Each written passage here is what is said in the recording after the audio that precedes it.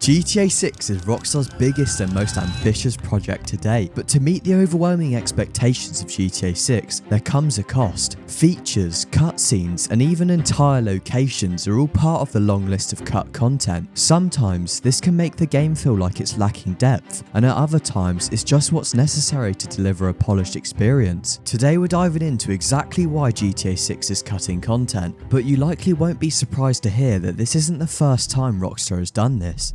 Take GTA 5 for example. Before its release in 2013, there were actually two fully working riot shields that were fully modelled and actually served different purposes, but unfortunately this never made it into the final game. So essentially this just led us to what we know today, where all units and foot soldiers are pretty much the same. But realistically I think that's for the best, because these would have been very annoying to deal with. And on top of that, have you ever wondered that there may have been something more with the Vinewood racetrack? And just to confirm, I mean the one next to the Diamond Casino. And if you remember far back enough before this update, then the racetrack had the old-fashioned race club and restaurant right next to it, although it wasn't enterable. So if you've ever explored this area in GTA 5, then you may have felt like something was missing for all the detail that Rockstar put in. And if you had this suspicion, then you would have been right. There are actually plans to add horses into the game, complete with animations and interactions to go with it. And adding on to this, the old race club was supposed to be a fully fledged interior with proper betting systems to gamble on the horses, and it was supposed to be a more generally populated area to hang out. But obviously, as we know, this was cut just before launch to give us the GTA 5 that we all know and love today. And in my own opinion, I strongly believe that this original idea and intention for the Vinewood racetrack heavily inspired the introduction of the Diamond Casino later on. And funnily enough, inside you can bet on horses as well. So maybe it's a subtle reminder and Easter egg of what was meant to be. But following on from that with GTA San Andreas now, where it, similar to GTA 5, had cut content also. For instance, my personal favourite is in the beta of GTA San Andreas, and that's the ability to buy or fill up Molotov cocktails at the gas pumps. You may have noticed that Molotovs were quite hard to obtain throughout the game, and it's a bit of a shame in my opinion, because it would have given gas stations a bit more utility, rather than just being a place to shop and buy consumables, as well as the obvious, which was shooting the gas pumps and blowing them up.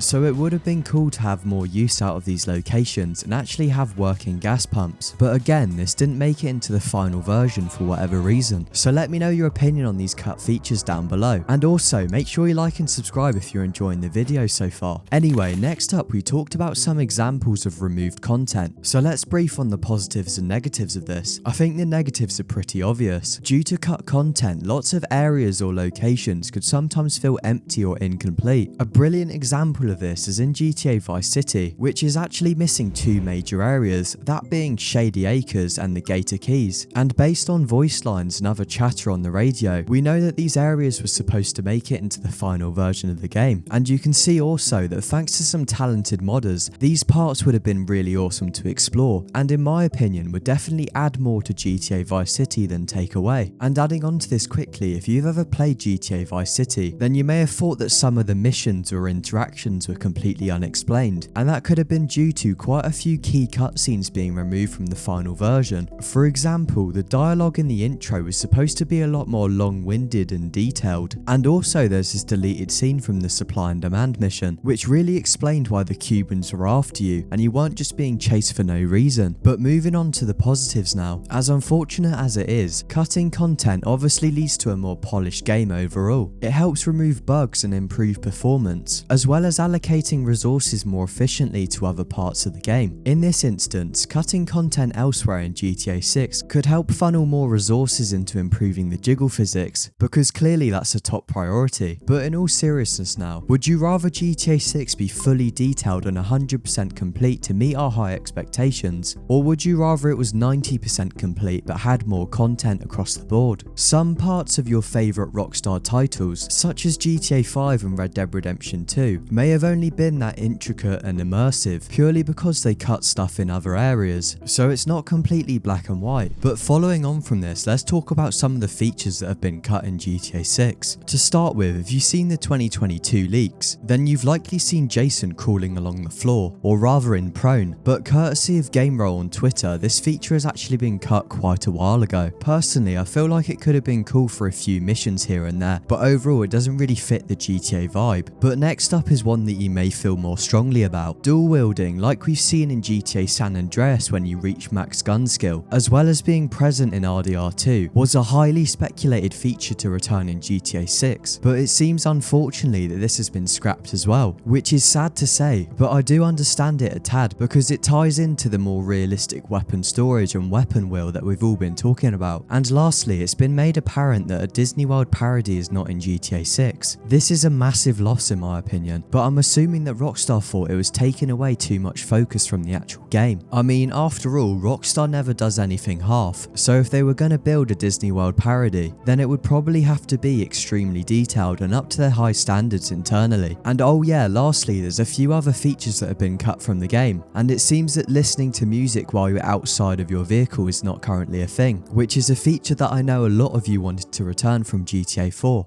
Anyway, let's move on now and talk about the positives, and I just wanted to say that all of these quote-unquote confirmations have all stemmed from GameRoll on X, who is the same guy who knew Jason and Lucia's last names before it was ever officially revealed. First up, the 6-star wanted level is coming back, which is a huge relief for a lot of us. It was obviously last seen in GTA 4, and I think most of us agree that the 6 stars really fit the theme of GTA 6. Adding on to that now, there's going to be a relationship bar also, which is supposed to function similar to the honor bar in Red Dead Redemption 2. I understand there's quite a lot of controversy surrounding this feature and how it might not really fit a GTA game where the premise is literally you playing as a criminal. Although I don't disagree if it's more of a trust meter or relationship bar like it actually says, and it's mainly measured between Lucia and Jason, then I feel like it could be alright, and it might even play into the path you take in GTA 6, or even the cutscenes that you get to see, just like in Red Dead Redemption 2. But following on from that, weight mechanics from GTA San Andreas are returning. This one is pretty self-explanatory, but I think it'll be a great addition into GTA 6, and for sure it's going to cook up loads of hilarious clips going forward. And following on from that, I'll let you read the rest in just a minute, but I just wanted to highlight that just like GTA Vice City with the North Point Mall, malls are actually going to be enterable again in GTA 6, as well as various skyscrapers that are supposed to have working lifts. Sorry, I meant elevators. So all of this, but hopefully on a more detailed and bigger scale in GTA 6.